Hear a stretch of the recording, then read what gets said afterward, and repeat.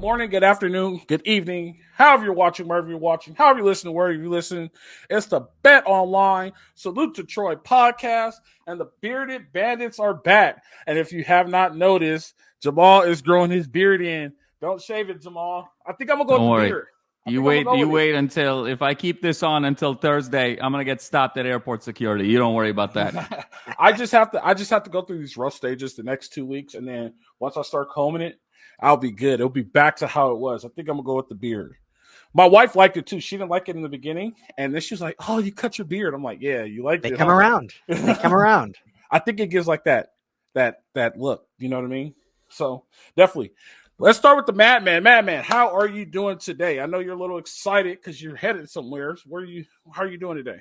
Doing excited, Fred. Great to see you guys. Great to see you, Rye. Very fired up here. Headed out to the Galen Center about an hour to watch the second round of the tournament with the great Juju Watkins, USC Kansas. Can't wait.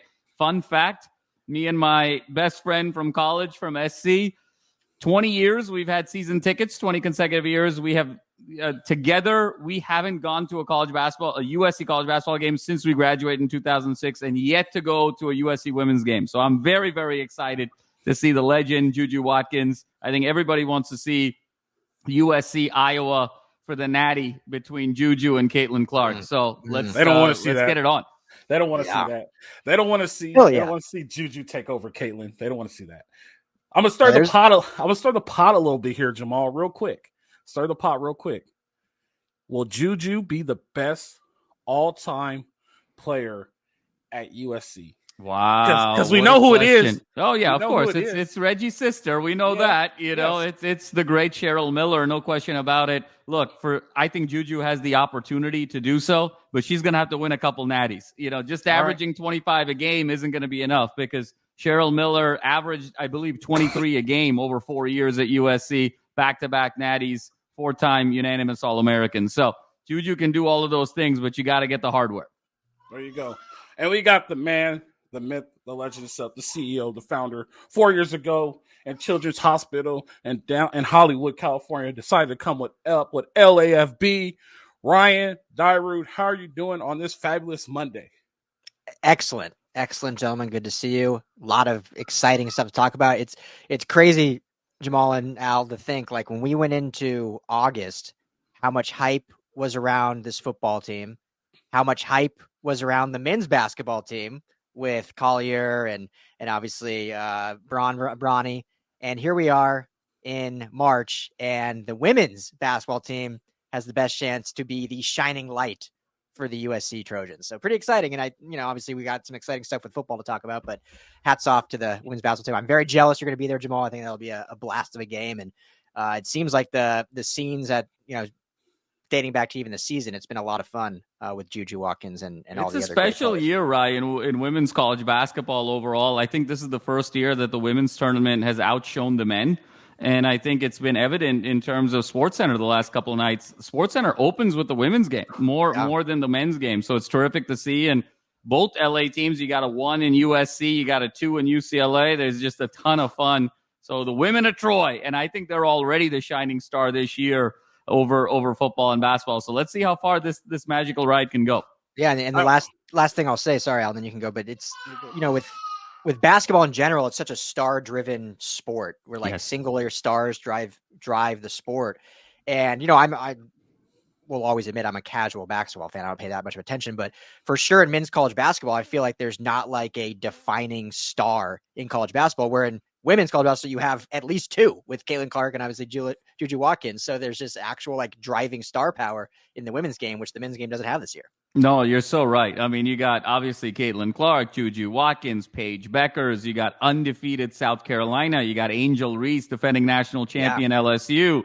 You've got, Cameron Brink from Stanford, Lauren Betts from UCLA. I mean, it's just so many stars and, just outshining the men right now. It's great to see. It's really phenomenal to see. Absolutely. As a girl dad, love it. I will say this. For those of you who don't know, SC has always been a women's college basketball team. They've just been in a little drought, but now the whale has struck gold again. So they're back. I'm happy they're back. I would love to see Juju pass Cheryl. I'm sure Cheryl wants to see Juju pass her as being one of the greatest. It's good for the program. I hope we just keep feeding a bunch of more people in and make women's basketball a thing again, because like we'll rightfully say SC's not a basketball school. It's just it's just a sport. You know what I mean? Like, but you know, they put a lot into women's basketball in the 80s. I hope they put a lot into it now and get it back. I would love to see that. It's great for the program. It's great for the university. Speaking of great for the university, great for the program, let's get down to business. Mm-hmm. So we had a big announcement this weekend. And if you guys want to go on the recruiting tracker, you can go to lafbnetwork.com/USC football commitments 2025. We have a whole recruiting tracker for you guys to follow. We flipped one from Georgia, guys. Justice Terry. Is it Justice? Yeah. It's Justice Terry. I like Just Terry, though. That's a nice blend. Just Terry. Justice Terry. 6'5", 275, 5-star commit from Georgia. He's coming to the University of Southern California. Now, I'm going to stir the pot today. I'm in a good mood. We're all in a good mood. I'm stirring the pot today. The SEC is falling, and I think the Big Ten is the conference. Now that you have USC, in the Big Ten, I don't think anybody in the Big Ten can out-recruit USC if it's done right. You get what I'm saying? You want to go to Ohio State? Take a visit to Ohio State in the winter and the spring. It's still cold. Hey, come on out to Southern California. This is the beach. These are the models. This is downtown. You see those mountains up there? That's Big Bear. Go get in the snow. You know what I mean? Like, I think they have a location recruiting advantage. All the SEC schools are not buying into NIL. I shouldn't say all, because Texas A&M is buying into it. But the big guys aren't buying into it. You get what I'm saying? And it's slowly dwindling. Even Dabo doesn't want to buy into it. To flip a guy from Georgia who's like at the Mecca, right? They're at the Mecca of college football right now. To get a guy not to come after a year that we have, things are trending upward for Lincoln Riley. He's starting to look like a bullish stock. You know what I mean? His stock is starting to look a little bullish. You want to buy in right now, buy low. And if it goes the other way, you'll sell and you don't lose a lot of money. But buy low right now. I'll pass it over to Ryan. What do you think right now with this Justice Terry commit and what you see recruiting for USC? Yeah, I mean, it's obviously a huge flip, and we'll get to some of the other names announced yesterday. Just a huge recruiting weekend. They had the crawfish out there. Aaron Donald was out there. And so doing all the right things. And I think this, Jamal and I kind of talked just, friendly about this yesterday too. Like, this is just a huge sentiment of like how important Coach Henderson is to the staff and how important that hiring was. And D'Anton Lynn too, obviously as the as the defensive coordinator, but Coach Henderson and what he's done on the defensive line in just such a short time. And you have a guy committed to Georgia who churns out defensive linemen in Georgia, and now getting him to flip and come here because I think a lot of things are going on. But when you see Coach Henderson, what he's doing to develop, kind of how he's able to sales pitch, you see Aaron Donald at the facility hanging out, talking up your coach. Like that's the big, huge factor here is Coach Henderson and what he brings now. And so, yeah, just a big time flip, obviously a lot of time from now till 25. So this is now where the NIL structure comes in, because the coaches did their job in recruiting and flipping. Now, how do you retain these prospects? How do you keep them committed to SC and not flipping somewhere else if someone comes in now with more money? So the job isn't done yet, but this is a huge step that we haven't seen in some time. And getting these young, and you've talked about it all the time, Coach, like year 3 of Lincoln Riley, you start shifting what you do in the transfer portal versus what you do in the recruiting ranks. And they jumped in just one day to, still a long time, but with 5 names, they have the 3rd ranked recruiting class in 25. So, and Justice Terry, number 1 defensive lineman coming from Georgia. It's just a very, very good positive step, and fans can at least say, okay, these hires were all great. We got to see it play out. Well, now you're starting to see it at least play out. Now they still got to play the games, but you're seeing stuff go in motion slowly but surely. So yeah, great flip there for Terry. Madman. I think yesterday was the third greatest day of the Lincoln Riley era at USC. I think it was absolutely significant. I think to this point, I'll still say the best moment of Lincoln Riley's USC career was winning the Victory Bell year one in that epic game. I think number two was hiring Eric Henderson as defensive line coach. And number three was yesterday, because when you look at not just who they got, but the ramifications. And Ryan talked about it a bit here. Justice Terry, 5-star, number 7 overall prospect in the class of 2025, ESPN 300. You talked about it, Coach, 6'5", 270. Now you go pair him with an Isaiah Gibson, who they got, 6'5", 255, 135th prospect, ESPN 300, 4-star recruit. Both guys being heavily recruited by Georgia, both guys being heavily recruited by the SEC, both guys from the state of Georgia, and to be able to go into that backyard and be able to sell what Coach Henderson can do in terms of development to the NFL, what USC can do as a university for its athletes in terms of exposure and the opportunity to be in media and be in business after playing the game, and third, the opportunity of what the program could potentially be on the rise. We all know college football is better when USC is great, and they've always been that stabilizing force on the West Coast to sort of geographically balance the entire sport. Yesterday was a seminal day, and I think the greatest statement was actually made by Juju Lewis, who is the 5-star quarterback in the class of 2025, when he said, look, all these guys want to come to play for Coach Henderson now. Everyone seems to be wanting to crash the party because they see the opportunity to get to the NFL. And I think Coach Henderson has taken a really strong approach here. I think he's a guy who's out there with a lot of energy and a little bit of a chip on his shoulder. I think he wants to prove that he's a great coach independent of Aaron Donald. I think it's ironic that Aaron Donald is part of the recruiting show and the process, as it should be. But I think he wants to prove that I was not the beneficiary exclusively of Aaron Donald, but that Aaron Donald was also a beneficiary of having me as the coach. And so this is a very exciting convergence of factors that's taking place. And you start seeing it on these message boards of Georgia and the SEC. Folks are taking notice. They're getting really concerned that USC is a factor once again. And it's been about 20 years since that's been the case, 15 to 20 years. So we're seeing a shift. And I think the key point here Ryan made earlier is now it's about retention, because 2025 is still a long way off. You know Georgia's not going to go take this line down. They're going to come back with more. Bama's going to come back with more. Others are going to come back with more. So how does USC maintain? But on the flip side, does this generate even more momentum? Is there a LeBron James effect where now that these two guys are coming, is there a Michigan Fab Five effect where a couple guys come and then everybody wants to come and kind of create a new era? So can't overstate it. Obviously, it's hard to have a defining day of your program when you're not actually on the field. But this is as close to a defining moment of the early Lincoln Riley era as you can get without being on the field. That's how big this weekend was. I'll go back to this, and you said this when they were talking about the hiring of the new DC. Their window is closing, right? And I think Lincoln Riley knew the window was closing. And what we're seeing here is what we're seeing Pete Carroll recruiting, right? Well, yeah, Pete Carroll recruiting, because even though SC was top 10 in Hilton days and Kiffin days, that was solely on the logo. Okay. Yep. You know what I mean? It was solely on it's USC. That's all it was. This is, hey, I could get you to the NFL.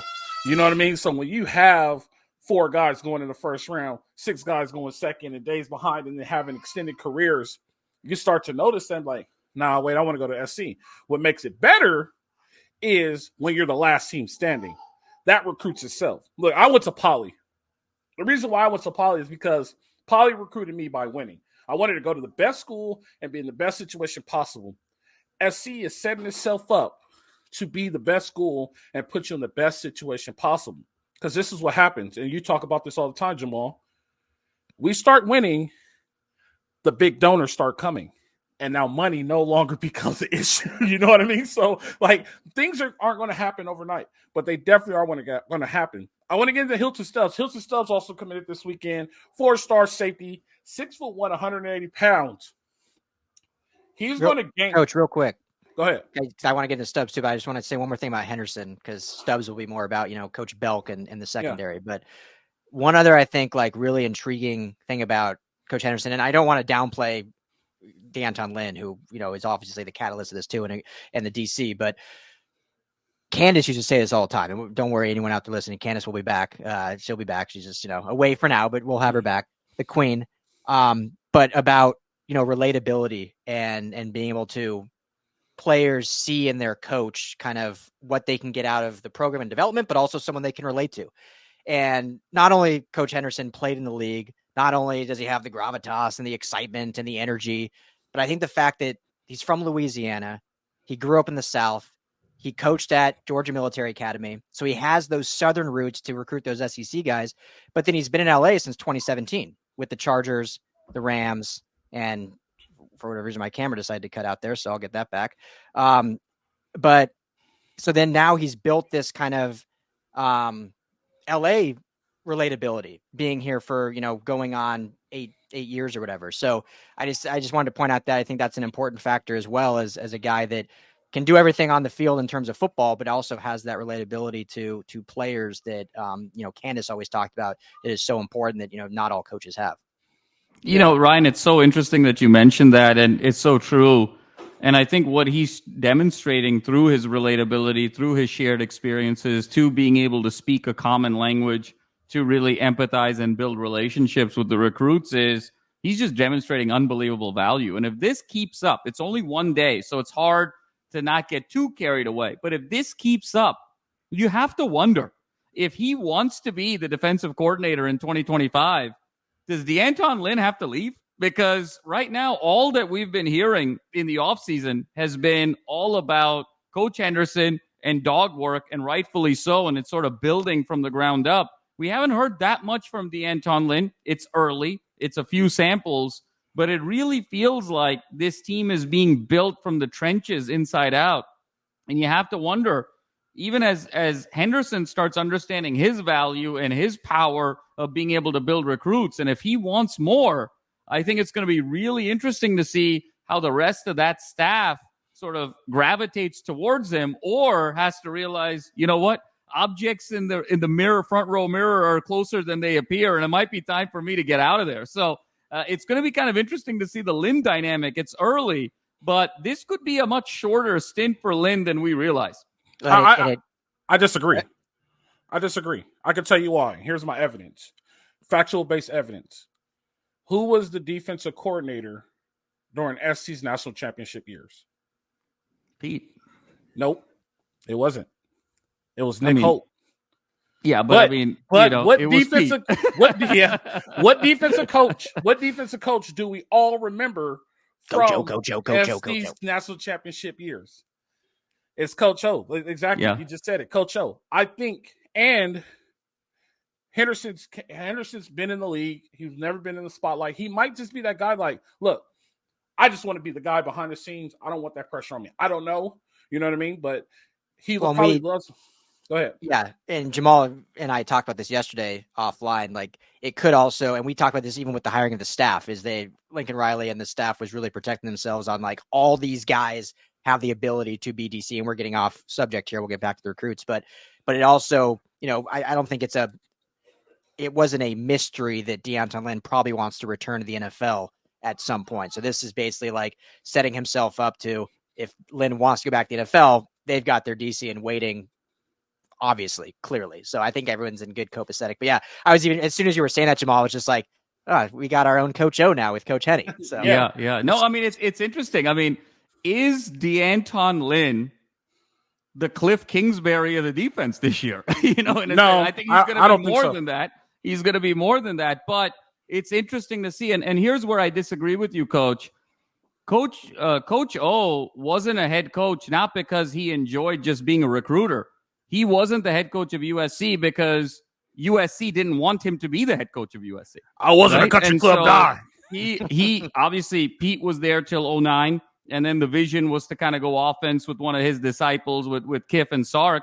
But obviously he was lobbying for it in 2013. He wanted it so desperately. Ended up obviously going to LSU as the head coach, won a national championship. So he wanted to be a head coach. There's no question about it. He just wasn't given that opportunity by USC. And I have a hard time believing that somebody like Eric Henderson, who's still so young in his coaching career, starting to understand his own gravitas, his own pull, is just going to be content with doing this for a very long period of time. I think he's going to take his shot, and I think he's going to be able to use it as leverage and possibly even learn from the mistakes of the situation with Coach O to best position himself moving forward. So I think it's a little idealistic to think he's just going to be content being this D-line recruiter and letting other people make more money, have more fame, have more of an impact. I think the impact clearly lies with him even more than Lynn, and frankly, even more than Riley in the offseason right now.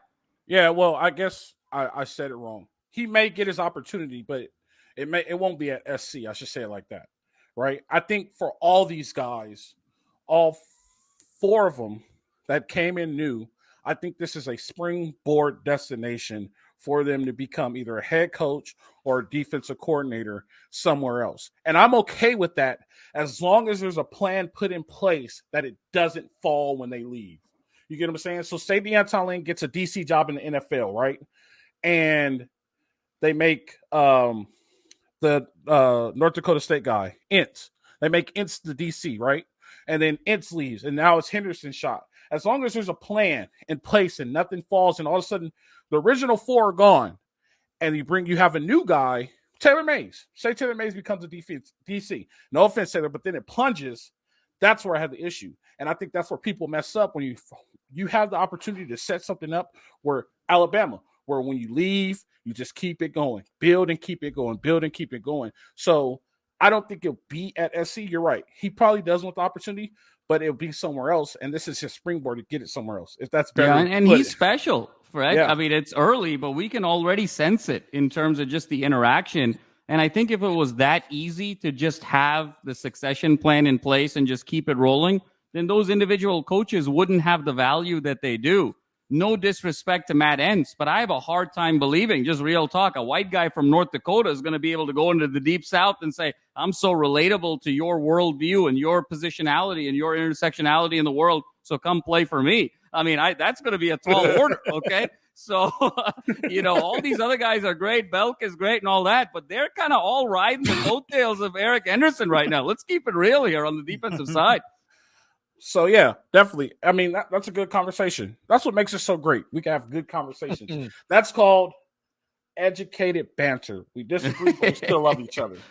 Barely even disagree. Disagree. So. Yeah. All right, so get the Stubs now. Yeah, Hilton Stubs. We'll get you out on time, Ryan. I promise you. Hilton Stubs. that was a little bit of a let's keep it moving, okay? Oh, no, I interrupted you. Yeah. I interrupted you. Me too. Me too. Throwing it back to you. Hilton Stubs. So a 6'1", 180-pound safety from Florida, 4-star athlete. Here's the thing about Hilton Stubs. I don't know how old he is yet, but if he turns 18, he's going to gain 10 pounds. That happens automatically. Once you turn 18, you gain 10 pounds. I wish for me that happened, but yeah. And then when you turn 35, you gain another 30. Yeah. That's what happens. And then you get in a program too, and you gain. We're looking at a 200-pound safety here. Now, if he gets to 200 pounds and can still run and do everything spectacular, we're looking at safety U again, right? So this is a great put in, and this is Belk. Belk has had success in the college game and has done great things. So now we're starting to build depth. That's the most important thing. We're starting to build depth in the secondary.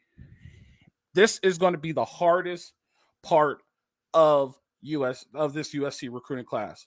You have to convince him to stay because he's not going to play that much this year.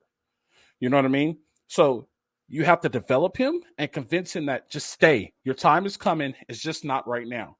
Just stay. If you have to throw a little money at it like the U.S. government does, just throw a little bit of money at it. But you have to convince him to stay because the defensive backfield is loaded right now with talent, and he has to understand it's not your time, but your time will come. Once your time's come, the kingdom is yours. Jamal, what do you think? Yeah, no, I totally agree with that. And I think there's a lot to love here. Again, in the secondary, you can see the type of player USC is going after now. It's physical. It's guys that they can develop in the weight room, play a certain brand of ball. I think they're recognizing what it's going to take to not just play in the Big Ten, but thrive in it and be a national contender year over year. And it really starts with physical strength and dominance on the defensive side of the ball. I agree with you. This one's going to be a little bit of a challenge. When you look at the Kamari Ramseys, you look at what they got in the transfer portal, you look at some of the young kids, you saw the development in the Holiday Bowl. This is going to be a little bit of a challenge here. And so I'm excited about this. But again, it takes a little bit of a backseat for me to Terry and Gibson just in terms of the pecking order of the position. Ryan, what do you think?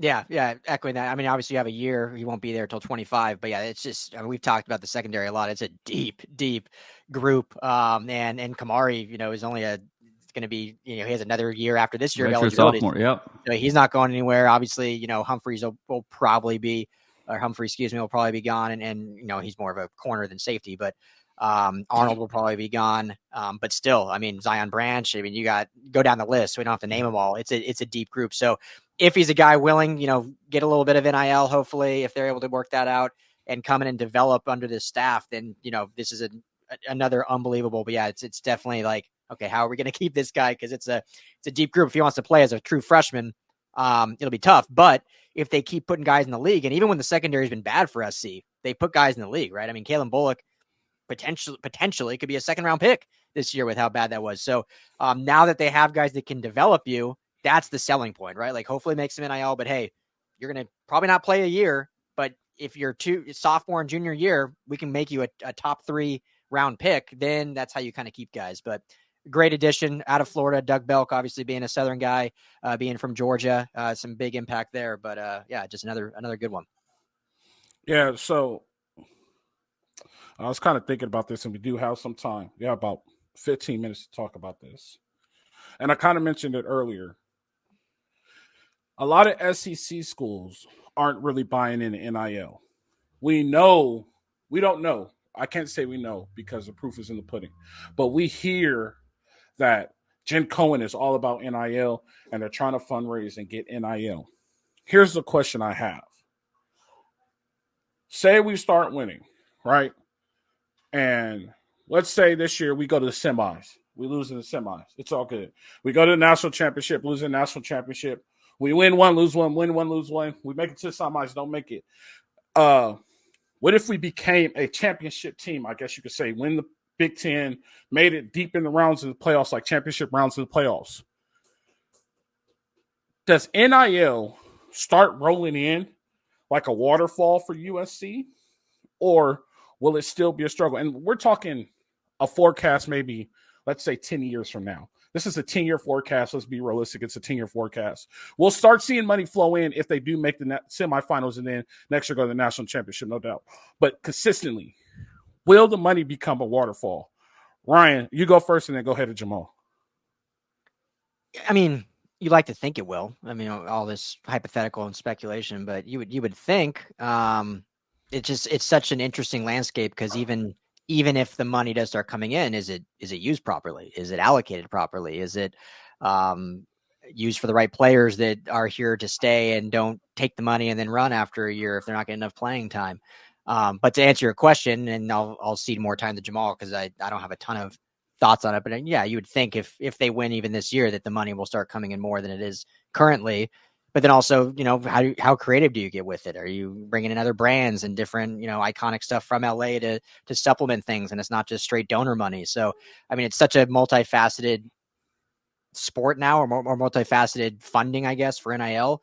That how are they creatively thinking? And that's what we'll hopefully learn more over the next 6 months before the season starts. But yeah, I mean, if they start winning, that certainly will solve some problems in just amount of capital coming in. Man, go ahead. Yeah, it's a great question, Fred. And I think there's a bit of a seesaw that's at play here. And I think on the one end of the spectrum, look, we're still in a period of immense transition and volatility when it comes to NIL. NIL is like the Bitcoin of sports right now because there's so much volatility. Look, we're headed for a world where 6 months from now, 9 months from now, 12 months from now, we're going to be talking about players being unionized and being actual employees of the university. And so that will actually eliminate the collective structure because you can actually just go directly to the university, and the university athletic department budgets can directly pay players. So now you've got kind of more of an employee mindset at that point that kicks in. So what works for USC in a very significant way is if you have that employee mindset, you're by Hollywood. You've got the weather. You've got all the glitz and glamour and big market associated with LA. You've got the branding that USC is so good at to be able to funnel in more money. So you would think that's a significant advantage over any institution, whether it's in Athens, Georgia, or Tuscaloosa, Alabama, or Knoxville, Tennessee, or Mississippi, or what have you. So I think there's a significant advantage to play there. But on the flip side, look, let's be honest about it. LA is never going to eat, breathe, sleep, die football the way the South will. And so even if the South is slow to the party, you have to sort of respect how important football is in that region. And at some point, if they determine this is the key ingredient to get our teams to be winning, they're going to go and do it all. So we talked about this. What made the Leinart Bush years so special was USC was the show. There was no professional football in LA. USC was professional football. The Lakers were down. The Dodgers were down. They were the show. Now USC is one of 14 professional teams in Los Angeles. So you have the inherent advantages in terms of marketing and Hollywood and resources and business partners and the Trojan branding, but you're also got to weigh that against all of those resources are going to be competed by all the other sports teams and all the other entities and all the other attractions that is Los Angeles. So I think there's that seesaw. But certainly, if USC becomes a perennial contender year over year and goes on a run the way Alabama has the last 10 years, the way Miami did in the 80s, the way the Nebraskas and the Oklahomas went in the 60s and 70s, you have to believe this is going to become part of the culture and ethos of LA once again going into the next decade, and USC should be positioned very well for that. And the reason why I asked that question, real quick answer. If things go wayward, not now, let's just say down the line, things go wayward, do they throw money at it to fix it, or do they back off? And we know how the boosters could be. Or will they put it all in to fix it? And I think I know your answer already because you kind of know your answer. But do you think they throw money at it to fix it, or do they back off and wait for it to be fixed on its own? Go ahead, Jamal. My fault. It was towards you. Yeah, no, I think they're going to. It's very interesting, right, Fred? Part of it depends on the timing here. Look, it's been 20 years since SC's been SC. And so there's a couple of ways to assess that. Well, there's a little bit of bad luck with the coaching. Obviously, kind of getting hosed by the NCAA, set that back a ways.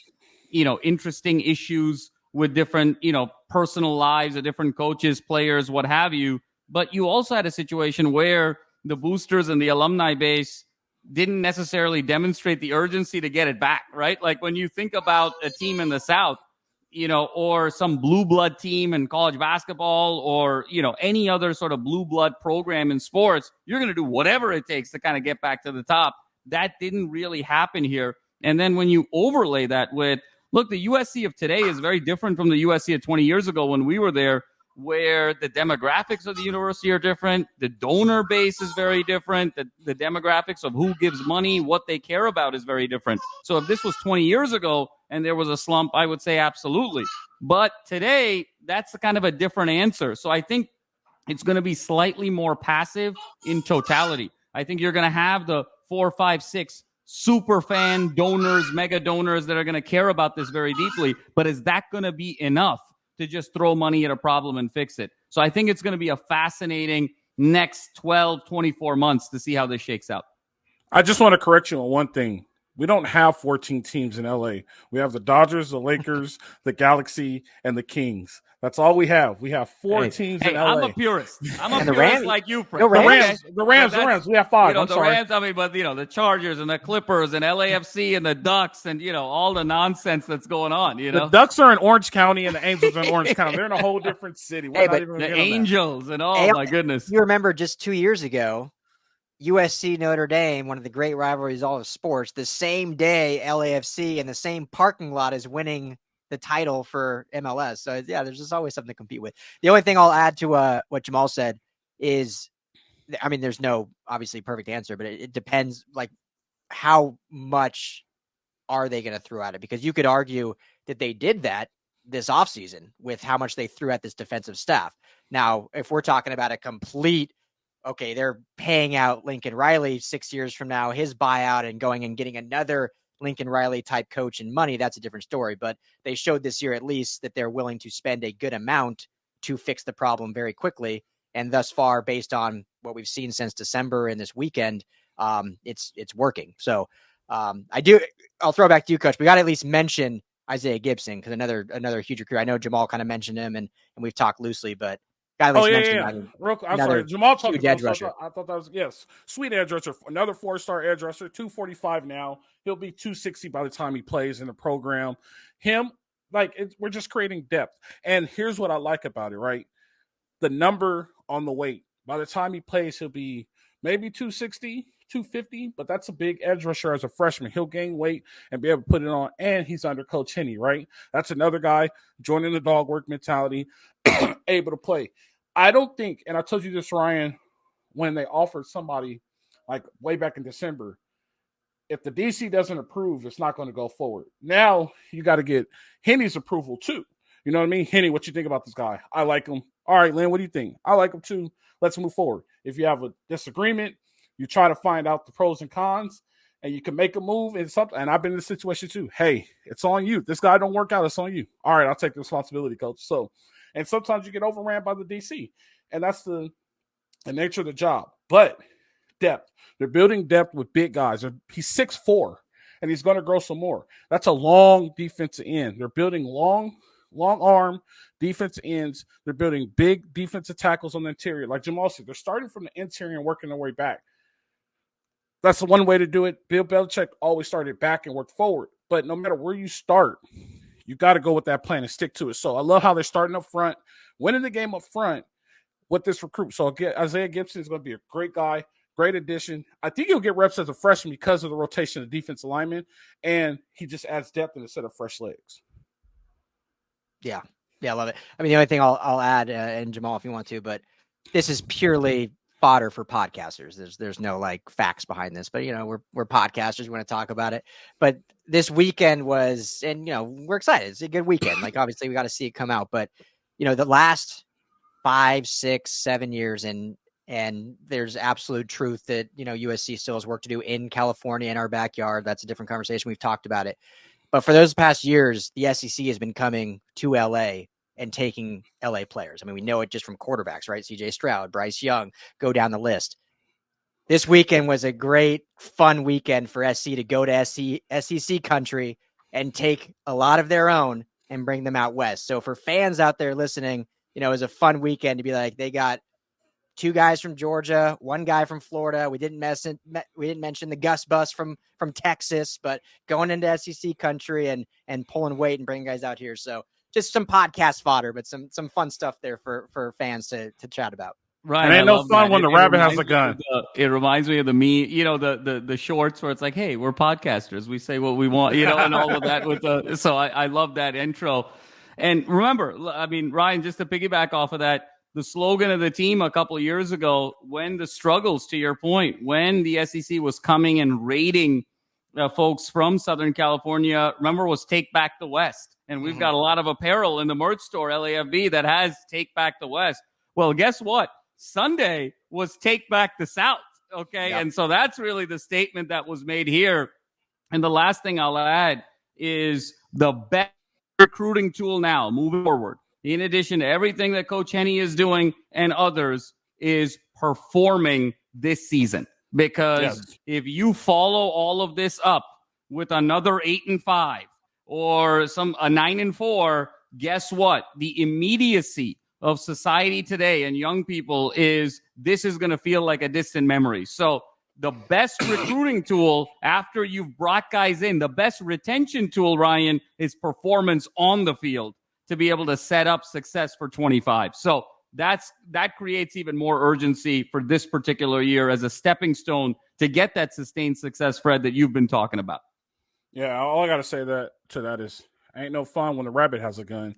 It was all fun and games when y'all were doing it. Now the rabbit has a gun. Now they're like, wait Take a back minute. the South. That's another shirt, right? You know, we got DAWGWORK and we got Take Back the South.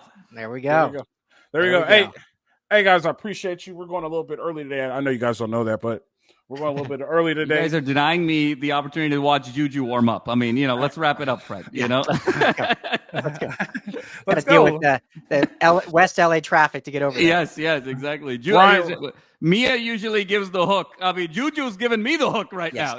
So I feel like Ryan's is more important. He has to go pay Uncle Sam. So we don't want to have him. We don't want to have him podcasting from Capistrano. So we just want to make sure everything's good. And I appreciate you guys. It's so fun. How about we do it again on Thursday, man? Great talk, great ramble. Fans, we appreciate you. We did it again. See you guys next time. It's the Bet Online Salute to Troy podcast. You know how it goes. Live free, fight on.